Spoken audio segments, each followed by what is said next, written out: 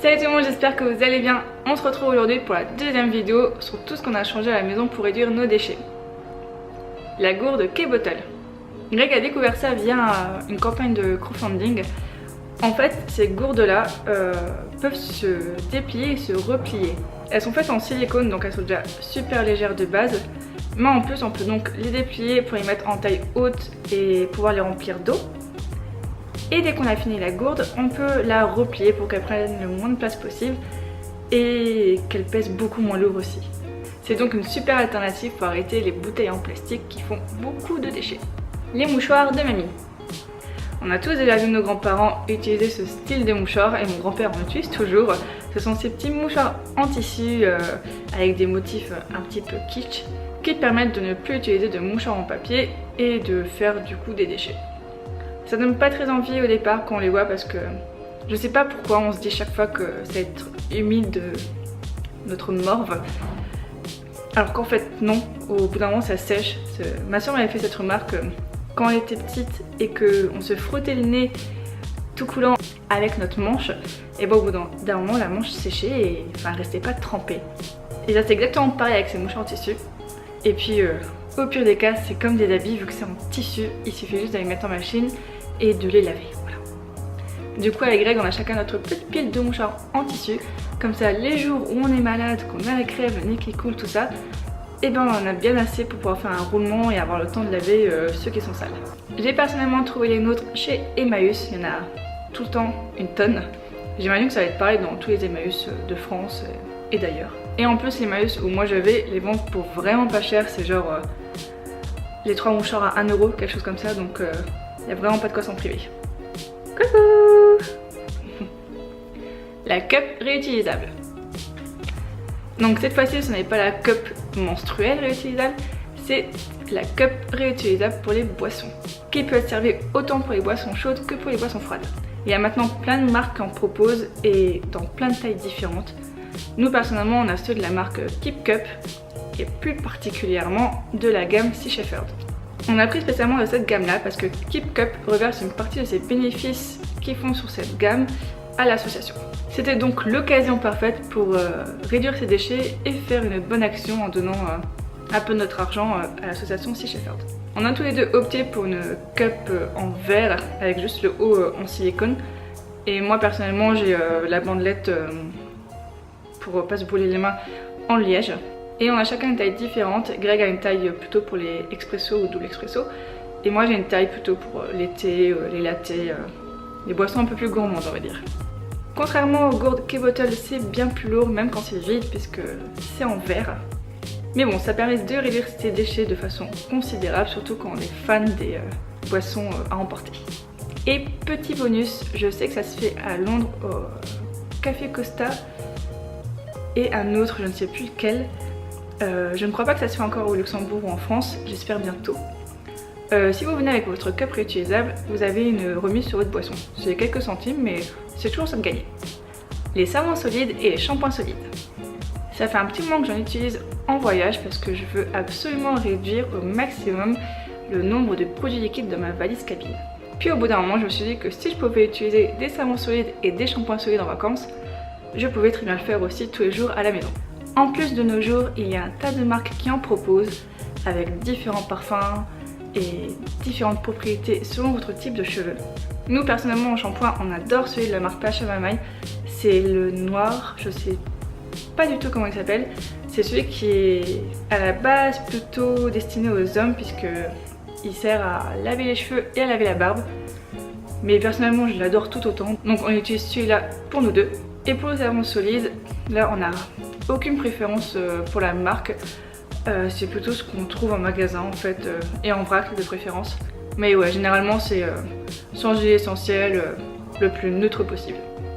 Le dentifrice solide.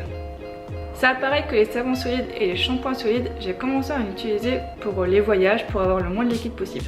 J'ai commencé avec les dentifrices de la marque Lush qui étaient vendus à ce moment-là dans des petites boîtes en carton, donc tout était recyclable. Mais j'ai changé puisque Lush maintenant les vend dans des bouteilles en plastique, ce qui est clairement moins écolo. Et je me suis tournée vers d'autres marques comme l'Amazona ou Pasha Mamai encore une fois. Le dentifrice de la marque l'Amazona est sous forme de petit bloc avec une languette en bois pour pouvoir le manipuler. Et celui de la marque Pachamamaï, c'est un petit palais dans une boîte en métal. Personnellement, je préfère celui de la marque Pachamamaï parce qu'il est bien plus facile à transporter lorsqu'on va en voyage, contrairement au Amazona qui a un bâton en bois et qui a rien qui protège le dentifrice. Mais après, concernant le goût, la texture, la façon dont il mousse, parce que les dentifrices solides ne moussent pas vraiment, à part les dentifrices de la marque Cloche qui moussaient vraiment énormément, et ça c'était top.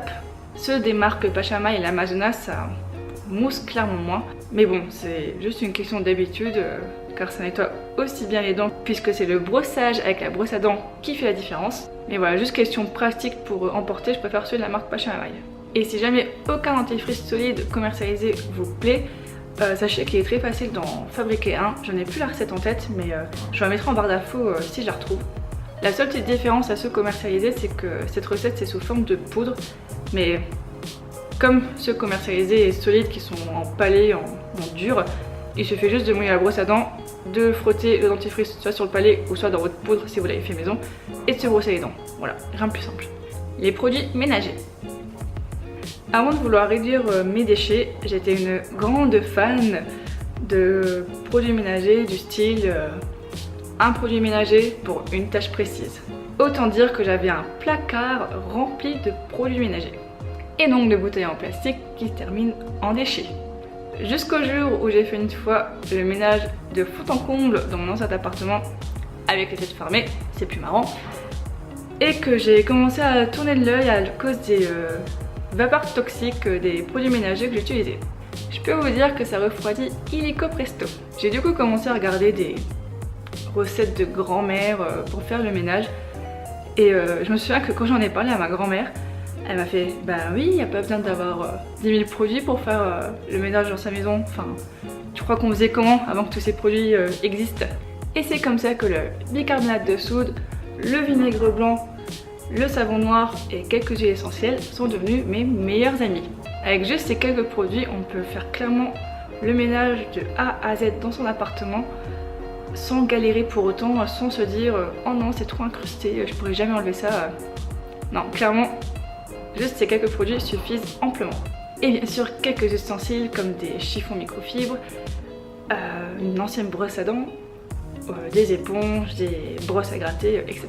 Il y a juste un gadget que j'ai acheté et qui s'avère être zéro déchet, donc ça passe.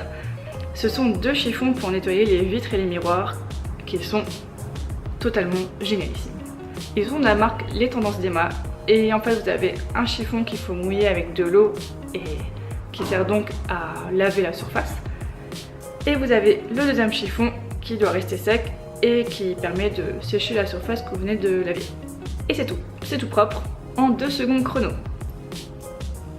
Et si jamais j'ai besoin de faire de gros nettoyage, par exemple la terrasse qui est en bois, ou s'il y a une tache sur le canapé, ce style de choses, ce style de nettoyage qu'on ne fait pas toutes les semaines, je jette un coup d'œil dans mon petit carnet La droguerie de grand-mère qui donne plein d'astuces de grand-mère pour nettoyer naturellement sa maison.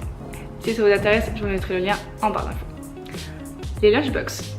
Il y en a certainement plein parmi vous qui en utilisent déjà pour préparer vos repas pour aller au travail.